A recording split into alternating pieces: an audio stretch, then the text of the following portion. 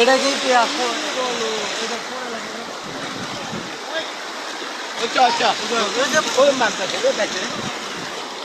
ফেনী জেলার সোনাগাজী উপজেলার ৫ নং চরদরবেশী ইউনিয়ন সর সাহাবিকারী উচ্চ বিদ্যালয়ের দক্ষিণ পাশে পানি ঢুকতেছে।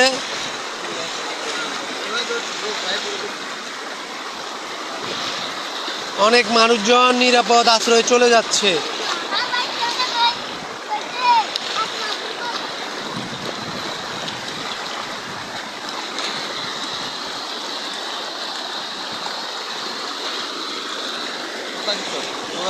জোতা পায়ে পায়ে পায়ে